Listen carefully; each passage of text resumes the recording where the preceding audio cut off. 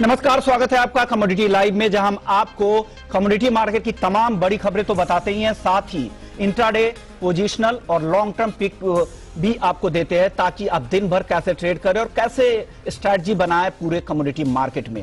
तो आज आपकी मदद करने के लिए हमारे साथ जतिन त्रिवेदी हैं एलकेपी सिक्योरिटीज से। स्वागत है। लेकिन शुरुआत अभी कर लेते हैं सोने और चांदी पर, जहां आज ये कीमतों में गिरावट दिख रही है। सोना वापस से 50,500 रुपए के आसपास आ गया है। करीब करीब 114 रुपए की कमजोरी फिलहाल सोने में है। 573 के आसपास देखिए एमसीएक्स पर गोल्ड का भाव। वहीं चांदी 62,000 के नीचे टिक गई है और यहां पर करीब 200 रुपए की कमजोरी हम देख रहे हैं।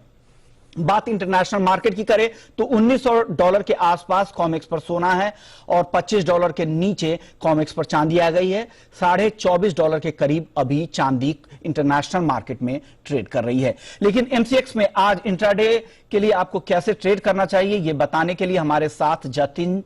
आपकी राय क्या है गोल्ड पर? नमस्कार विष्णु मोहन जी। नमस्कार सभी सर। दर्शकों को, जी बिजनेस दर्शकों को नवरात्रि की शुभकामनाएं। बस आशा करते हैं कि ये महामारी से जल्दी निकल जाएंगे और जो सोने और चांदी का जो रुझान है वो एक पॉजिटिविटी लेकर आएगा। तो यहाँ पर जो अभी ट्रेड बन रहा है वो एक मीडियम टर्म ट्रेड देखेंगे तो एक छोटी लेवल जो है वो कहीं ना कहीं 50,800 ऊपर में है और नीचे में 50,300 350 है। ये एक छोटी रेंज का कारोबार है गोल्ड के अंदर।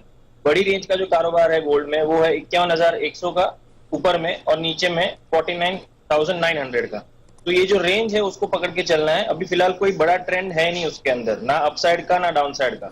रेंज बाउंड मार्केट रहेगा, दोनों तरफ के ट्रेड करने मिलेंगे। जैसे कि कल देखा गया था कि सुबह मॉर्निंग ट्रेड में अच्छी खासी बुलिश ट्रेंड थी, बाद में दोपहर के बाद जो है वो ट्रेंड वीक हो गई थी। तो जी बिजनेस जो है सुबह शाम देखना जरूरी है अगर ट्रेंड पकड़ना है तो अभी फिलहाल जो ट्रेंड है वो कहीं ना कहीं रेंज बाउंड है, जहां पर 50,800 के आसपास रेजिस्टेंस रहेगा और नीचे में 50,300 350 के आसपास का जो है वो सपोर्ट पकड़ेगा। गोल्ड जो है वो ये सुबह से लेके शाम तक की ट्रेड रहेगी। शाम के लिए फिर से जी बिजनेस देखना है। जी बिल्कुल सही आपने कहा कि थोड़ा सा ब्रॉडर रेंज है, वो है 49,900 और नीचे की तरफ और ऊपर की तरफ है 51,100। और अगर छोटा रेंज अगर इंट्राडे के लिए रेंज की बात करें तो 50,300 से 50,800। तो नीचे की तरफ आए तो आप उसे खरीद ले, ऊपर जाए तो सेल करें।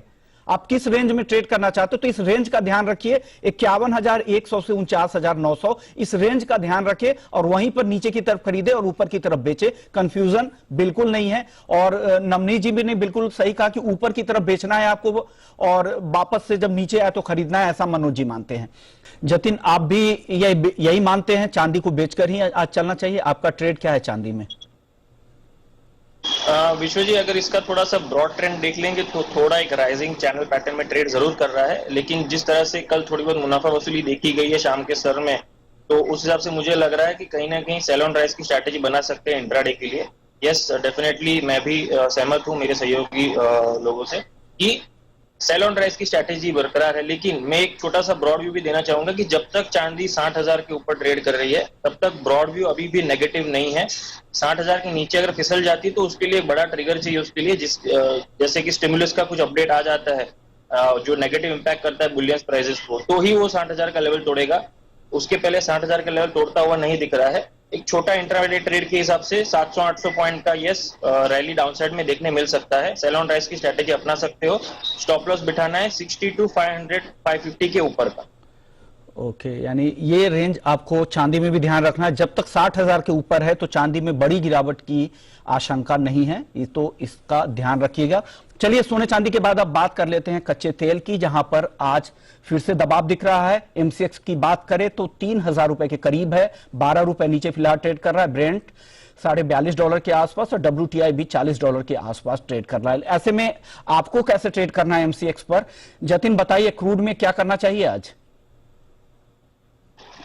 विश्व जी, क्रूड का ट्रेंड देखने जाएंगे तो ये जो काउंटर है वो एक रेंज में है, जहां पर डाउन साइड में 2880 का लेवल जो है वो नहीं टूटता हुआ दिख रहा। वहां पर स्ट्रॉन्ग सपोर्ट रहेगा और ऊपर में 3,050 3,060 का एक रेजिस्टेंस रहेगा। सो ये जो 150 पॉइंट की जो रेंज है मैं उसके अंदर ही ट्रेड करने की सलाह दूंगा। शॉर्ट पोजीशंस जो है वो अगर किसी की है तो 3,060 के ऊपर स्टॉप लॉस बिठा कर रखिए। अगर लॉन्ग पोजीशंस बिल्टअप करनी है तो थोड़ा डिप का वेट कीजिए, अराउंड 2950 2925 के लेवल्स मिलते हैं तब बाइंग का लेवल बन रहा है with the stop loss of 2880। फिलहाल जिस तरह से मार्केट शेप्ड अप है वो एक बड़ी ट्रिगर का वेट कर रहा है। तो रेंज बाउंड मार्केट है तो रेंज बाउंड प्ले करना है, उसको ट्रेंड के लिए जाना नहीं है, बड़ी रैली के लिए कैप्चर करने की जरूरत नहीं है। अभी फिलहाल जो है वो रेंज बाउंड कारोबार है, तो रेंज बाउंड के अंदर ही ट्रेड करना है। 2850 नीचे में, उसके नीचे नहीं लग रहा है, और ऊपर में 3050 3060 के ऊपर नहीं लग रहा है। यानी अब क्रूड में भी एक रेंज है 2850 और 3050 3060, ये 200 रुपए का रेंज आप ध्यान रखिए।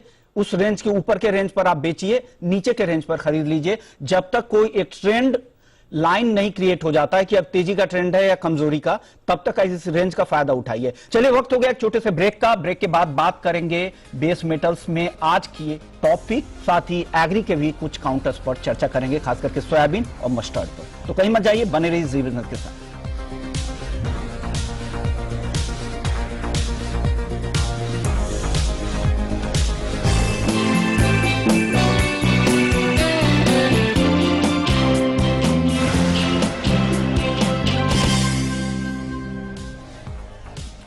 ब्रेक के बाद आपका स्वागत है। बात कर लेते हैं बेस मेटल्स की, जहां पर आज हल्की कमजोरी दिख रही है। जतिन, निकल पे आप बताइए क्या करें? विश्व जी, डेफिनेटली बेस मेटल में हम लोग, हमारी रुझान जो है वो कहीं ना कहीं पॉजिटिव साइड में है। जिस तरह से बेस मेटल की ट्रेंड जो है वो अच्छी खासी चल रही है, जिस तरह से हम देख रहे हैं चाइना के नंबर्स जो है वो काफी हद तक बेटर हैं बाकी सारे देशों के मुकाबले में, तो उस हिसाब से कंजम्पशन जो अच्छी खासी बढ़ रही है, और बाकी सभी देशों का भी जो नंबर्स है वो आने वाले क्वार्टर्स में बढ़ते जाएंगे। तो ये पहले से प्राइसिंग करता हुआ दिख रहा है बेस मेटल जो है वो, और लेवल जो है वो होल्ड कर रहे हैं। इंपॉर्टेंट बात यही है कि लेवल होल्ड कर रहे हैं। तो निकल के अंदर बाय पिक है हमारी एज ऑफ नाउ। हालांकि प्राइस थोड़े ऊपर आ चुके हैं, तो 1145 के आसपास बाय करके चलना है।